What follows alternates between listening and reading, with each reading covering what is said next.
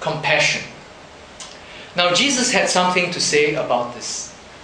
The heart of compassion is really love, right? Love in action.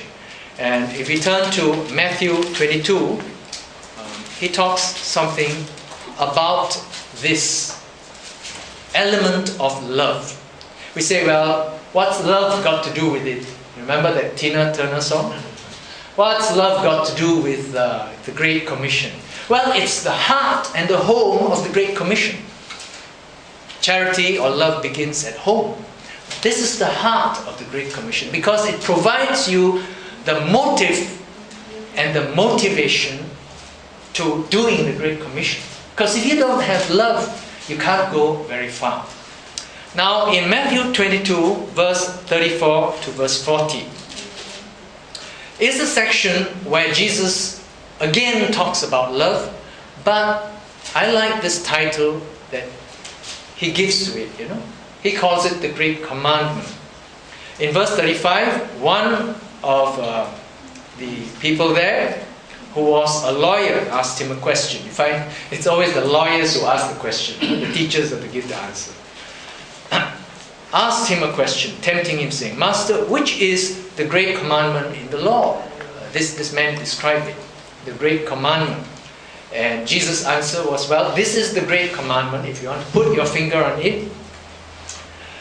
Verse 37, Thou shalt love the Lord thy God with all thy heart, and with all thy soul, and with all thy mind.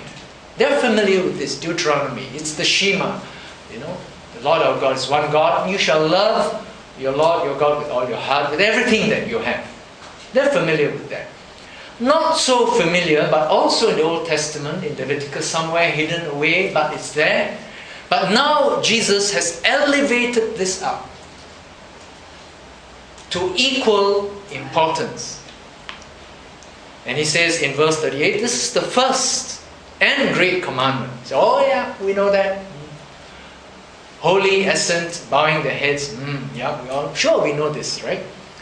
Then he said, the second is like unto it. Thou shalt love thy neighbor as thyself. Leviticus 19:18. Hey, jog my memory a little bit. Somewhere there, But now he elevates this up together. Do you know why Jesus called love the new commandment in John's Gospel? Is it new? Oh, sure, they've heard this from Old Testament times. You shall love the Lord your God. But loving your neighbor, it's become the new commandment because of the new covenant. So it's the great commandment. Now, if you don't fulfill the great commandment, you cannot fulfill the Great Commission. You see that? And these two are complementary and complete.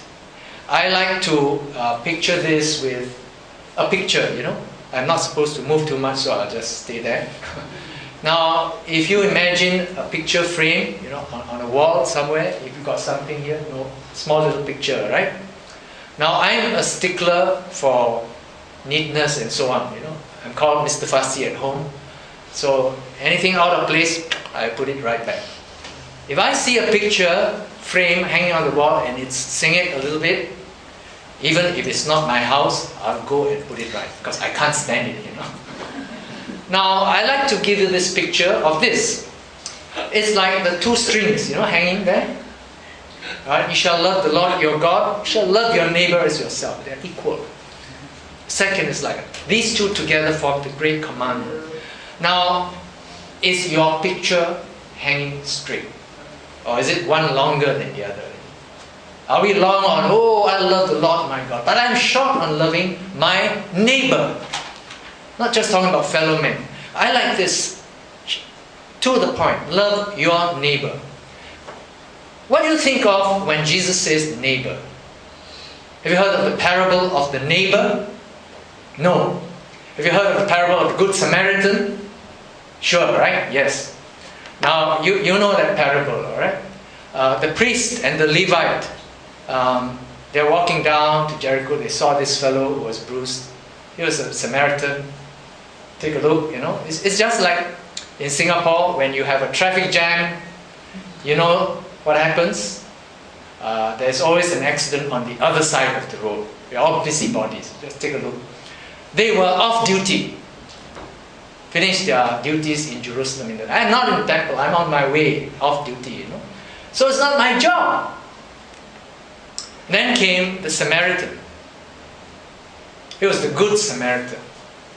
And he ministered to the one who was bruised. We're not told specifically if he was a Jew or a Samaritan, but it was the Samaritan, the despised amongst them. Now, the great lesson in the parable of Good Samaritan is really about being a neighbor. The neighbor is not the one next to you. It's the one needing you. You see? So, Mr. Good Samaritan, it's none of his business. He was just going on his business, But he stopped. He took time. He didn't just gawk out of curiosity. He dressed his wounds. He brought him to the nearest inn. He paid for it. And he undertook to pay anything extra. Is that doing something which you think you ought to do? It's going out of the way. Is he his neighbor? Not at all. Never seen this man before. Your neighbor is not the one next to you. The neighbor is the one needing you. That's the great lesson of the Great Commandment. Can we begin to see as Jesus saw? This is the love of God shed abroad in our hearts by the Holy Ghost. Romans chapter 5, verse 5. Unless we have them, we cannot do it. I want to end by turning to another harvest scene, a closing harvest scene. Not quite a harvest scene, but it's something which is very penetrating. Psalm 142.